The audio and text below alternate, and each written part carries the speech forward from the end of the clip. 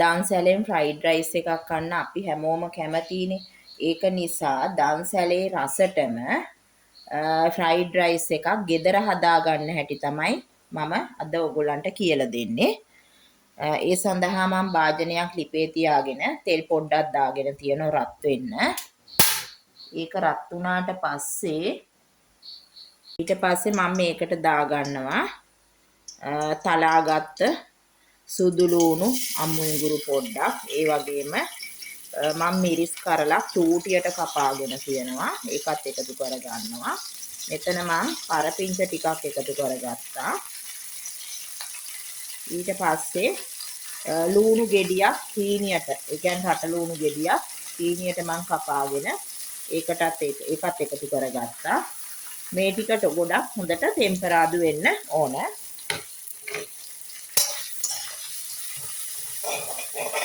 මේ රයිස් එක ඉතාමත් පහසුයි ගෙදරදීම ඕගොල්ලන්ට හදාගන්න පුළුවන්. දන්සැලේ ගිහිල්ලා ගොඩාක් වෙලා ඉන්න බැරි අයට පොලිමේ ඉන්න ඕනනේ නේද අපි රයිස් එකක් කන්න එතන. ඒ වෙනුවට අපිට ගෙදරදීම මේක හදාගන්න පුළුවන්. මේ වීඩියෝ එක ඕගොල්ලෝ හැමෝම බලන්න. දිගටම ස්කිප් නොකරම බලන්න. එතකොට මේ විදියට ඕගොල්ලන්ට රසටම දන්සැල් රසට ගෙදරදීම එළවලු බතක් හදාගන්න පුළුවන්. ඊට පස්සේ මම ලූණු ටික පොඩ්ඩක් ටෙම්පර් වෙනකොට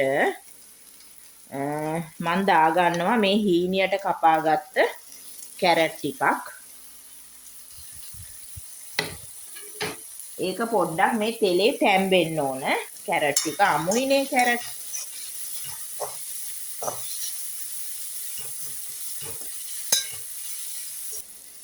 කහ පොඩ්ඩක් එකතු කරගන්නවා. දැන් හොඳටම මද ගින්දරේ තමයි මේ ටික පිහ ගන්න ඕන. ඒ වගේම ගම්මිරිස් කුඩු ඕගොල්ලන්ගේ රස අනුව දාගන්න.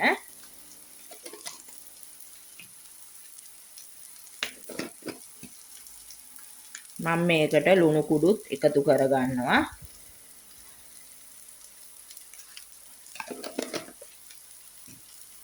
ඒ වගේම කෑලි මිරිස් කුඩු පොඩ්ඩක් වෙන්න. තේ හැඳි කාලක් විතර එකතු කරගන්නවා.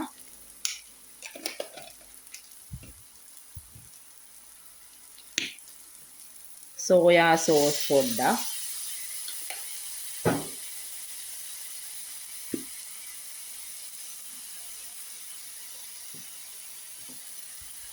ඔයිස්ටර් සෝස් පොඩ්ඩකුත් මම ඒකට එකතු කරගත්තා. ඕගොල්ලන්ට ගෙදර නැත්නම් අකමැති නම් මේ දෙක නොදැම්මත් කමක් නැහැ.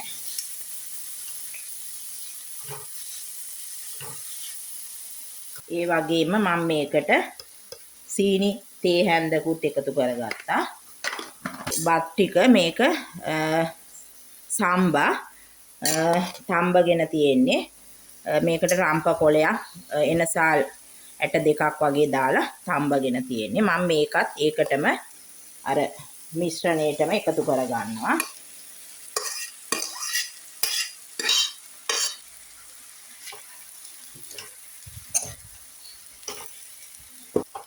ඕගොල්ලන් මගේ මේ වීඩියෝ එකට කැමති නම් මගේ channel එක subscribe කරන්න කියලා මම ආදරෙන් ඉල්ලනවා. ඒ වගේම ඕගොල්ලන්ගේ යාළුවන්ගේ අතරෙත් මේ වීඩියෝ එක share කරන්න, like කරන්න, මට ඕගොල්ලන්ගේ අදහස් දක්වලා පහලින් කමෙන්ට් එකකුත් දාන්න. මම ඊට පස්සේ මේකට එකතු කරගන්නවා හීනියට කපාගත්ත ලීස් ටිකක්. මෙතන අර සුදු පාට කොටසයි කොළ පාට කොටසයි මම දෙකම අර කඳ කොටස සුදු පාට ඒකයි කොළ පාට ටිකයි දෙකම මම එකට කපාගෙන තියෙනවා. ඒකත් මම මේකට එකතු කරගන්නවා.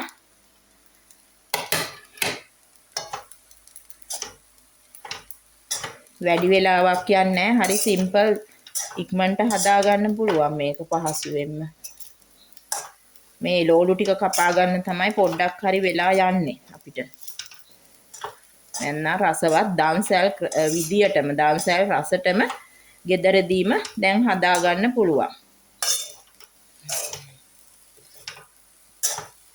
මම මේකට උඩින් පොඩ්ඩක් මාජරින් පොඩ්ඩක් දාගන්නවා. ඒකෙදි මාජරින් පොඩ්ඩක් දැම්මහම අර කිරි රස මේකේ බතට එකතු වෙනවා. දාලා හොඳට මේක මික්ස් කරගන්න ඕන.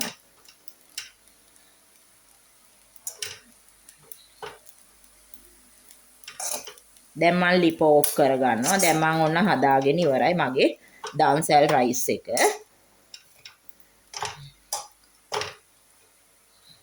මගේ මේ වීඩියෝ එක ආසාවෙන් බලපු සියලු දෙනාටම බොහොම ස්තුතියි.